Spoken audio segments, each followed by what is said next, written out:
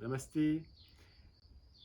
Bonjour, bonjour. Pour cette technique du jour, nous allons voir la posture de Ardha Vatayasana et Vatayasana. La posture du demi-cheval et la posture du cheval. Et bien sûr, les adaptations et les variations. Alors, la posture du cheval a été décrite en fait plutôt traduite littéralement par la rapidité dans les vents furieux, les courses folles avec les vents, et du coup c'est devenu ensuite la posture du cheval qui hurle dans la prairie et au gré des vents vu sa rapidité. On verrait que cette posture-là est assez peu aisée, mais avec un peu d'entraînement et d'expérience, vous pourrez bien sûr la pratiquer et avec les adaptations.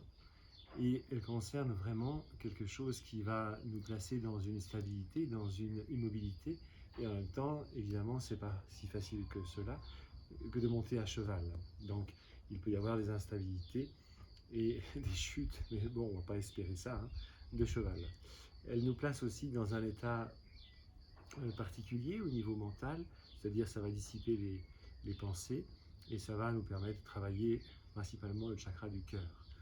Alors pour le demi-cheval, on peut commencer par exemple dans cette posture-là, du lotus, ou alors en virasana. Virasana par exemple, on place bien sûr un talon vers le périnée, sous le périnée, et puis ensuite on sera dans cette posture-là, qui sera donc le demi-cheval. On pourra toujours trouver des adaptations, des coussins, sur les deux genoux. Et ensuite on pourra se placer ainsi. Pour l'adaptation, qui n'est pas une adaptation, qui est un peu plus compliquée dans la posture, on pourra faire que le pied soit quasiment contre le genou, derrière. Ensuite, bien sûr, on pratique les souffles dans la posture. D'autres adaptations seront celles-ci. Derrière, la jambe bien perpendiculaire à celle-ci, soit sur les orteils, soit coup de pied, orteil allongé.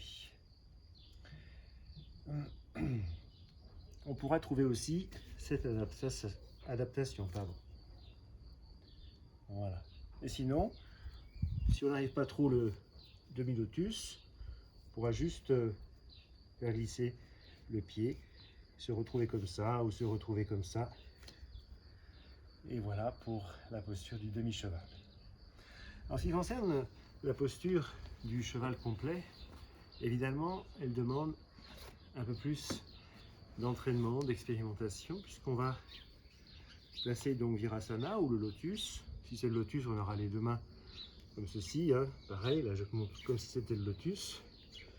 Et puis ensuite, il va s'agir de placer le pied devant et de se redresser le plus droit possible, placer les mains jointes, de pratiquer un souffle dans le cœur, un 4-2 par exemple, et souffle égalisé. Et on peut aussi utiliser Shitali.